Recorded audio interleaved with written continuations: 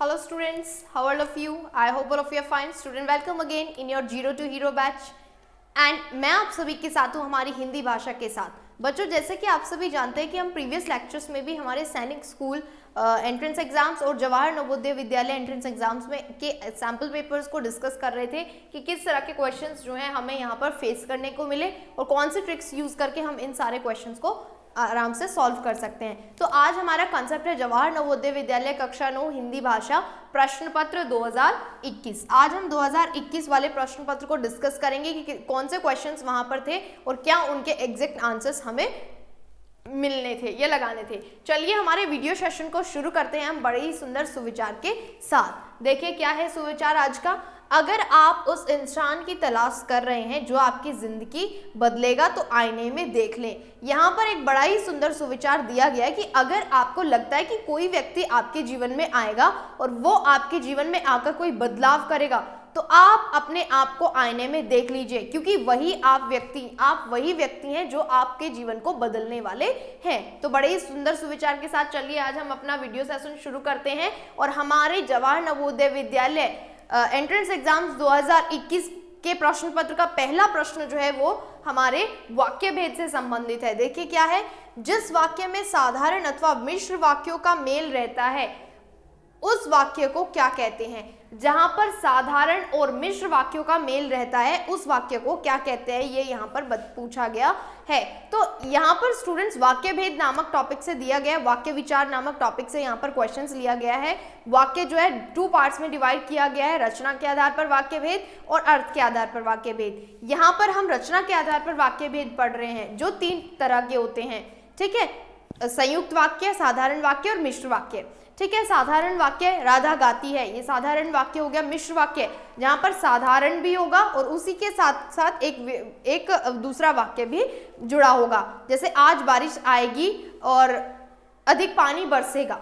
ठीक है, लेकिन जहां पर साधारण वाक्य भी हो और मिश्र वाक्य भी हो वो वाक्य, उस वाक्य को हम क्या कहेंगे। तो साधारण वाक्य मैंने आपको बताया, मिश्र वाक्य मैंने आपको बताया, कौन सा वाक्य बचा, संयुक्त वाक्य। तो ये का हो गया हमारा सही उत्तर। विशेष वाक्य नहीं है, मिश्र वाक्य नहीं है और साधारण नहीं है, इन दोनों को मिला के तो वाक्य बना ही हुआ है। विशेष वाक्य नहीं है और विशेष वाक्य उसके भागों में है ही नहीं, तो नंबर 1 हो गया संयुक्त वाक्य।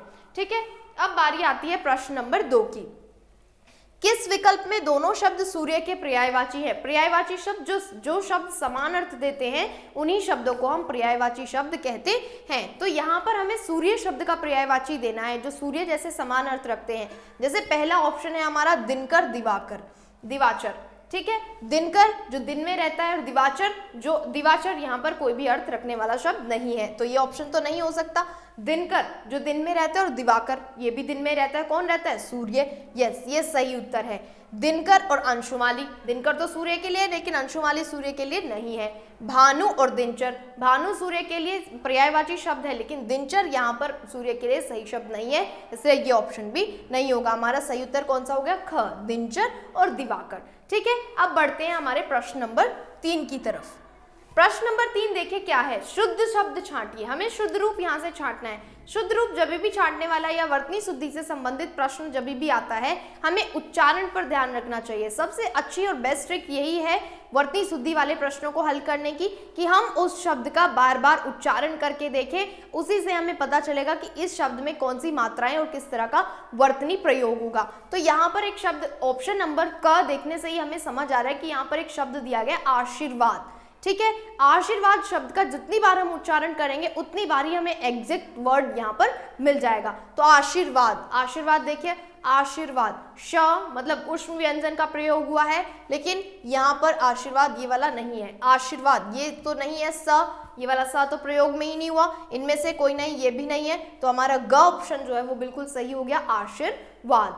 ठीक है, चलिए अब बढ़ते हैं हम अगले प्रश्न की तरफ। प्रश्न नंबर 4, शाश्वत का विलोमार्थी शब्द कौन सा है। शाश्वत जो हमेशा नहीं रहता, शाश्वत। ठीक है, शाश्वत शब्द का अर्थ क्या हो गया, जो हमेशा नहीं रहता। जब भी विलोमार्थी और पर्यायवाची शब्द हम सॉल्व करते हैं, इन वाले कंसेप्ट के क्वेश्चंस हमें मिलते हैं, तो सबसे पहले हमें इन शब्दों का अर्थ पता होना चाहिए। जब हमें इन शब्दों का अर्थ पता होगा, ये सबसे बेस्ट ट्रिक है कि हमें सारे शब्दों को पहले अर्थ उनका अर्थ देख लेना चाहिए। अगर हमें अर्थ पता है तो हम ये सारे क्वेश्चंस को सॉल्व कर सकेंगे। शाश्वत जो हमेशा रहता है तो इसका अपोजिट क्या हुआ, इसका अपोजिट वो हुआ जो हमेशा नहीं रहता है। सबसे पहले अमर, हमेशा रहने वाला, ये इसी का पर्यायवाची शब्द आ रहा है। अनश्वर जो नहीं मरता, ये भी इसी का पर्यायवाची शब्द आ रहा है। नश्वर जो नष्ट हो जाता है, तो ये हो गया नश्वर। और ईश्वर इसका पर्यायवाची नहीं है क्योंकि ईश्वर सर्वव्यापक होते हैं, वो प्रत्येक स्थान पर है। तो हमारा सही उत्तर कौन सा हुआ, ग, नश्वर।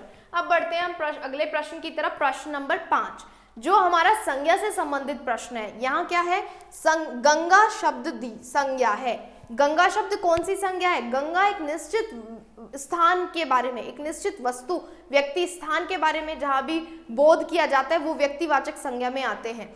तो ऑप्शंस देख लेते हैं, व्यक्तिवाचक संज्ञा, भाववाचक संज्ञा। क्या यहाँ पर कोई भाव का बोध हो रहा है, नहीं। क्या यहाँ पर जाति का बोध हो रहा है, बहुत सारी गंगा है, नहीं, जाति का भी बोध नहीं हो रहा है। पदार्थ, क्या गंगा कोई पदार्थ में गिना जाएगा, नहीं, पदार्थ में भी नहीं गिना जाएगा। तो ये संज्ञा कौन सी हुई, व्यक्तिवाचक संज्ञा। गंगा शब्द क्या हो गया, व्यक्तिवाचक संज्ञा हो गया। तो ये हमारा सही उत्तर है। आगे देखिए प्रश्न नंबर 6 कोरोना संकट के दिनों में मास्क लगाकर बाहर निकलने का आग्रह करते हुए आप किस लोकोक्ति का प्रयोग करेंगे। कोरोना संकट चल रहा है, बड़ी पेंडेमिक सिचुएशंस हम फेस कर रहे हैं। इस सिचुएशन में अगर हमें मास्क लगाकर बाहर निकलने का आग्रह किया जा रहा है तो किस तरह की लोकोक्ति का प्रयोग हम उसके लिए करेंगे, यहाँ पर ये बताना। चलिए शुरू करते हैं ऑप्शंस को पढ़ना और देखते हैं कौन सी लोकोक्ति हमारे इस वाक्य के लिए सही प्रयुक्त होगी। सबसे पहले जान हथेली पर है। जान हथेली पर मतलब किसी कठिन कार्य को करना जिसमें जान जाने का खतरा हो। जान है तो जहान है, ये तो नहीं है। जान है तो जहान है, अगर जान है, अगर प्राण है तो हम सब कुछ कार्य कर सकते हैं, ठीक है। नाक का सवाल है, नाक मतलब इज्जत, इज्जत का सवाल है, ये भी नहीं है। जान के लाले पड़ना मतलब कुछ ऐसी आफत, ऐसी स्थिति आ जाना जहां पर हमें जान का खतरा हो जाए, तो ये भी नहीं है। अब हमें जान है तो जहान है सही लोकोक्ति इसके अर्थ के लिए मिल रही है कि अगर हम मास्क पहनेंगे तो हम बहुत सारी चीजें अचीव कर सकते हैं, लाइफ देख सकते हैं, अपने जीवन को अच्छे ढंग से व्यतीत कर सकते हैं। लेकिन अगर हम मास्क नहीं पहन रहे हैं तो हम अपने जीवन को अच्छे ढंग से व्यतीत नहीं कर सकते। तो यहाँ पर सही लोकोक्ति कौन सी हुई, जान है तो जहान है। अगला प्रश्न देखिए, अगला प्रश्न क्या है, मात्रा या वजन बताने वाले विशेषणों को क्या कहते हैं। जिन विशेषणों से मात्रा या वजन का बोध होता है उन विशेषणों को क्या कहेंगे। संख्यावाचक विशेषण, यहाँ पर संख्या का बोध तो नहीं हो रहा है। गुणवाचक विशेषण, गुण भी कोई नहीं बताया जा रहा है कि खट्टी है, मीठी है, अच्छी है, खुरदरी है, स्मूथ है, ये भी नहीं बताया गया। सार्वनामिक, सर्वनाम भी यहाँ पर कोई प्रयोग नहीं हुआ, तो एक ऑप्शन हमारा यहाँ पर बच जाता है परिमाणवाचक। परिमाण, जहाँ पर मात्रा और वजन का बोध होता है वही परिमाणवाचक विशेषण होते हैं। तो हमारा सही उत्तर कौन सा हुआ, घ। प्रश्न अगला देखते हैं। अगला प्रश्न क्या है, ढ वर्ण का उच्चारण स्थान है। अब बहुत सारे हमारी वर्णमाला में बहुत सारे वर्ण और व्यंजन हैं, इनका अलग अलग उच्चारण होता है। हमारे देखिए, हमारे मुख में मूर्धा से, तालव्य से, ओष्ठ से, कंठ से, इस तरह के उच्चारण इन व्यंजनों के होते हैं। तो यहाँ पूछा है कि ढ वर्ण जो है वो उसका सही उच्चारण स्थान क्या है। देखिए, दंत्य, मूर्धन्य, दंत, ओष्ठ्य और कंठ। मूर्धन्य क्या होता है, जब हम मूर्धा से मतलब हमारे तालव्य के अंत में जो कठोर भाग है उसको हम मूर्धा कहते हैं। ढ, जब हम ढ बोलते हैं तो मूर्धा से हमारा ये ध्वनि आता है, तो इसका सही उत्तर मूर्धा ही है। दंत, क्या दांतों को यूज किया जाता है, ढ नहीं। ओष्ठ, क्या ओष्ठ से आवाज आती है, ध्वनि नहीं। कंठ, क्या कंठ से आ रही है, ढ, कंठ से तो नहीं आ रही, तो कंठ भी नहीं है। तो यहाँ पर सही उत्तर कौन सा हो गया, क, मूर्धन्य से। ढ वर्ण का जो उच्चारण स्थान है वो क्या है, मूर्धन्य।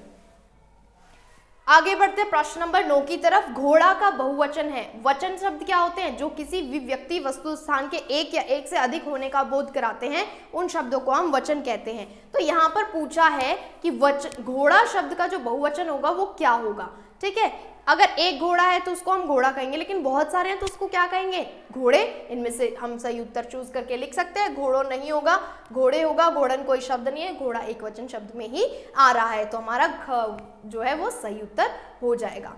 आगे देखते हैं प्रश्न नंबर 10। महादेवन तो सदा स्वार्थ पूरा करना चाहता है। महादेवन एक व्यक्ति है और वो हमेशा अपने स्वार्थ पूरा करने में लगा रहता है। किसी तरह उसका कार्य हुआ और बस खत्म। वाक्य के रेखांकित कथन के स्थान पर ये जो जितना भी वाक्य रेखांकित किया गया है, इस कथन के आधार पर हमें इनमें से सही मुहावरा, उपयुक्त मुहावरा चुन करके उस वाक्य के स्थान पर हमें प्रयोग करना है। ठीक है, तो चलिए देखते हैं इन मुहावरों का अर्थ। अपना उल्लू सीधा करना मतलब अपना कार्य निकालना, दोनों हाथों में लड्डू होना, किसी स्थिति ऐसी स्थिति आ जाना कि हम सारे कार्य अपने आप करना चाहें। पांचों उंगलियां घी में होना, चारों तरफ से फायदे हो जाना। 3 में 13 है, 3 में 13 में, ठीक है, ये एक मतलब मीन में एक निकालना एक तरह से। तो यहाँ पर स्वार्थ पूरा करना का सही अर्थ कौन सा मुहावरा ले रहा है? अपना उल्लू सीधा करना, मतलब अपना काम बनता और भाड़ में जाए जनता। ये वाला फॉर्मूला यहाँ पर अप्लाई हो रहा है कि जब भी हमारा स्वार्थ पूरा हुआ तो बस फिर हम उसके बाद उस चीज को आगे नहीं बढ़ाएंगे या वो कार्य हमें नहीं करना है। तो यहाँ पर सही उत्तर क्या हो गया? अपना उल्लू सीधा करना। नेक्स्ट देखते हैं स्टूडेंट्स प्रश्न नंबर 11। प्रश्न नंबर 11 हमें यहाँ पर गद्यांश से संबंधित प्रश्न मिला है। गद्यांश से संबंधित प्रश्न में हमें क्या करना है? गद्यांश को ध्यान से पढ़ना है और उस गद्यांश को पढ़ करके हमें सभी प्रश्नों के उत्तर जो हैं वो देने हैं। सारे प्रश्नों के उत्तर हमें इस गद्यांश को पढ़ करके देने हैं। लेकिन बेस्ट ट्रिक मैंने आपको बताई है कि जब भी हम गद्यांश से संबंधित प्रश्नों को सॉल्व करते हैं तो हमें क्या करना चाहिए? सबसे पहले हमें प्रश्नों को पढ़ना चाहिए, ताकि जब हम गद्यांश पढ़ रहे हो तो प्रश्न हमारे दिमाग में रहते हैं और उन प्रश्नों के उत्तर हम साथ साथ रेखांकित करते हुए चले। तो देख लेते हैं निर्देश क्या दिया हुआ है।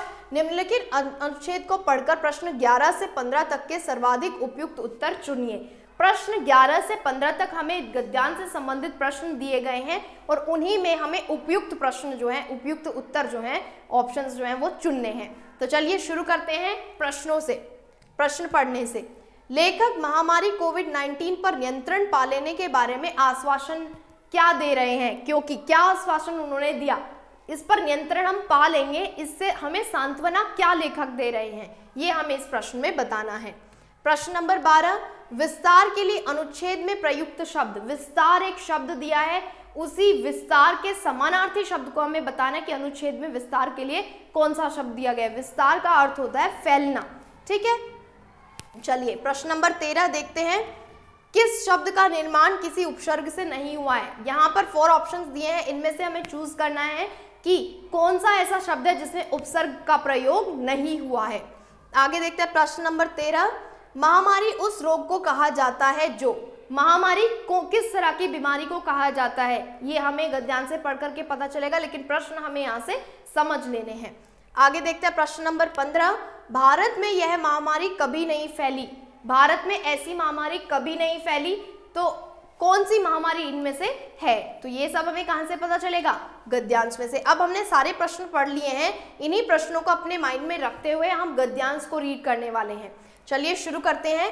जब कोई रोग बहुत ही कम समय में किसी व्यापक क्षेत्र में फैलकर बहुत सी मौतों का कारण बन जाता है, उसे महामारी कहा जाता है। हमें एक प्रश्न का उत्तर मिल गया स्टूडेंट्स।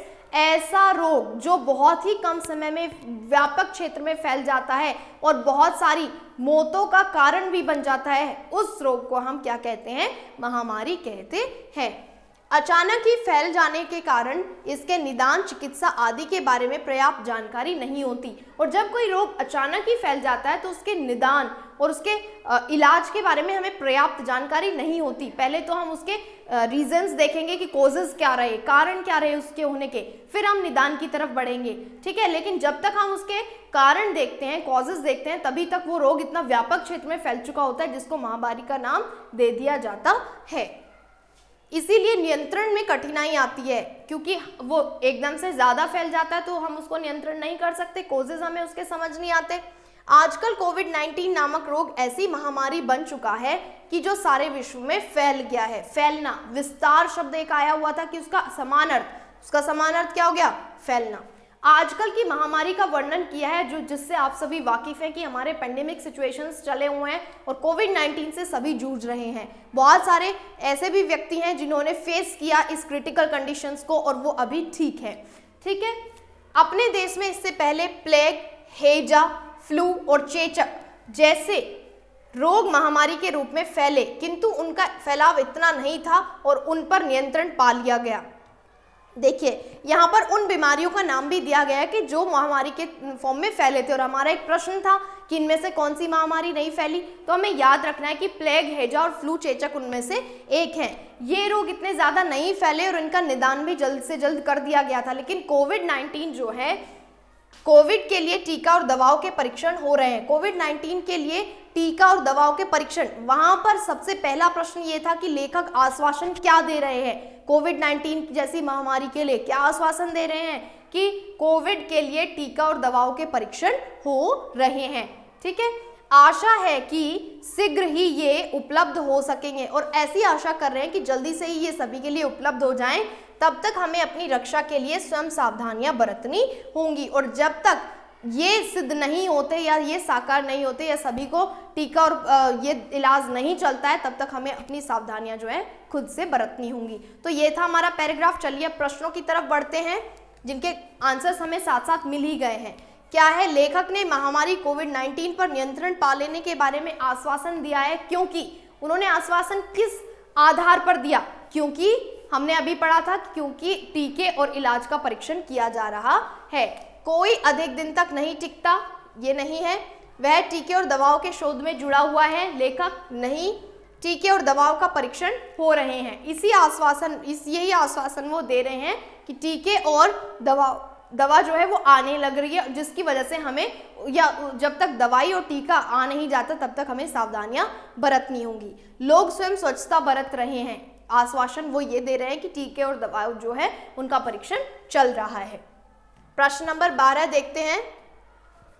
विस्तार के लिए अनुच्छेद में प्रयुक्त शब्द, ये भी हमें मिल गया था। विस्तार शब्द का अर्थ क्या? फैलना, और ये विस्तार का समानार्थी शब्द भी है, तो ये हमें मिल गया था। असीमित, जो सीमा से बाहर है। फैलाव, फैलना। उपलब्ध, जो अवेलेबल होता है, पर्याप्त, काफी। तो इसका सही उत्तर क्या हो गया? समान अर्थ क्या हो गया? फैलाव। यहाँ पर फैलाव आ गया। नेक्स्ट प्रश्न नंबर 13, किस शब्द का निर्माण किसी उपसर्ग से नहीं हुआ है? ऐसा कौन सा शब्द इनमें है जो उपसर्ग के निर्माण से नहीं बना है? सबसे पहले तो उपसर्ग क्या होते हैं आपको ये पता होना चाहिए। वो शब्दांश जो किसी भी शब्द के शुरू में जुड़ करके उसके अर्थ में परिवर्तन कर दे और एक नया शब्द वहां से निकल के आए, उस शब्द को हम उपसर्ग कहते हैं। And student, most important thing, ये कंसेप्ट बेस्ड वीडियोस देखने के लिए आप सभी को एप्लीकेशन को लॉगिन करना होगा, ज्योमेट्री एप्लीकेशन को लॉगिन करने के बाद आप वहां पर अवेलेबल कोर्सेज को अवेल करें, ताकि आप ये सारे कंसेप्ट बेस्ड वीडियोस देख सकें, और जब भी एग्जाम में आप इस तरह के क्वेश्चन फेस करें तो आप उनको आसानी से क्रैक कर पाएं। ठीक है, तो यहाँ पर दिया परीक्षण। अब देखिए, परि अगर शब्द यहां से हटा दिया जाए तो क्षण अपने आप में एक शब्द है, इसमें तो उपसर्ग लगा हुआ है। फैलाव, फैलाव में लाव कोई शब्द नहीं होता, तो ये तो पूरा शब्द है। नियंत्रण, अगर नी शब्द यहां से हटा दिया जाए तो यंत्रण, यंत्रों से संबंधित शब्द है, यहाँ भी उपसर्ग लगा हुआ है। निदान, अगर नी शब्द यहाँ से हटा देते हैं तो दान अपने आप में एक पूर्ण शब्द है, तो यहाँ पर कौन सा शब्द हो गया जिसमें उपसर्ग प्रयुक्त नहीं है? वो हो गया फैलाव, ऑप्शन नंबर ख। ठीक है, अब बढ़ते हैं हमारे प्रश्न नंबर 14 की तरफ। महामारी उस रोग को कहा जाता है जो, महामारी कौन से रोग को कहा जाता है? किस तरह की महामारी का वर्णन हमने सबसे शुरू में पढ़ा था कि किसी भी व्यापक क्षेत्र में बहुत ही जल्दी फैलने वाले रोग को, और जिसके कारण बहुत सारी मौतें हो जाती हैं, उसी रोग को हम क्या कहते हैं? महामारी कहते हैं। महान लोगों को मारे, वो महामारी नहीं है। वृद्ध की मौतों का कारण बने, वृद्धों की मौतों का कारण बने, ये भी इससे संबंधित नहीं है। अचानक व्यापक क्षेत्र में फैलकर मौतों का कारण बने, ये हमारा सही उत्तर है। डॉक्टरों को समझ में ना आए, वो भी महामारी नहीं है, लेकिन अचानक व्यापक क्षेत्र में फैल जाना किसी बीमारी का और जिसके बहुत सारी मौतें हो जाए या बहुत सारी मौतों का कारण जो बने, उसी को हम महामारी कहते हैं। प्रश्न नंबर 15, भारत में यह महामारी कभी नहीं फैली। ऐसी कौन सी महामारी इनमें से है जो भारत में कभी नहीं फैली? हमने पढ़ा था चेचक, हैजा, फ्लू, है ना, इस तरह के हमने सारी बीमारियां पढ़ी थी। चलिए देखते हैं। प्लेग ये भी था, हैजा ये भी था, चेचक ये भी था, ये सारी महामारियां जो है वो भारत में फैली थी। इनका जिक्र गद्यांश में हुआ है, लेकिन यहाँ पर एक दिया गया है शब्द, एक बीमारी दी है निमोनिया। निमोनिया सबसे कम, या निमोनिया कभी भी भारत में ना फैलने वाली महामारियों में से एक है। बाकी तीनों जो महामारी दी है, प्लेग, हैजा और चेचक, ये सारी महामारियां ऑलरेडी फैल चुकी हैं भारत में। तो स्टूडेंट्स, ये थे हमारे गद्यांश से संबंधित प्रश्न। एंड आई होप आपको सारे 2021 प्रश्न पत्र में आए हुए सारे प्रश्न समझ आ गए होंगे। आप सभी बाकी अपडेट्स या बाकी कॉन्सेप्ट बेस्ड वीडियोस देखने के लिए आप सभी हमारी एप्लीकेशन को परचेज करें, एप्लीकेशन को लॉगिन कर लें, वहाँ पर अवेलेबल कोर्सेज को अवेल करें। और अवेलेबल कोर्सेज को अवेल करेंगे तो उनके क्या एडवांटेजेस आपको मिल रहे हैं, देखिए आपको वहाँ पर कंसेप्ट बेस्ड वीडियोस मिल जाएंगी, किसी भी कंसेप्ट पर बेस्ड वीडियोस आपको वहाँ पर मिलेंगी टोटली एक्सप्लेनेशन के साथ।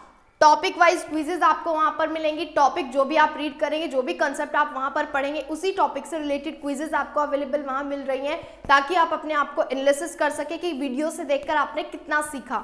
मिक्स क्विजेज आपको मिलेंगे, जब सारे टॉपिक्स आप कवर कर लेंगे तो सारे टॉपिक से रिलेटेड आपको क्विजेज अवेलेबल मिलेंगी वहां पे, ताकि आप ये भी एनालिसिस कर सके कि कितने वीडियोस, कितने सारे टॉपिक्स आपके क्लियर है।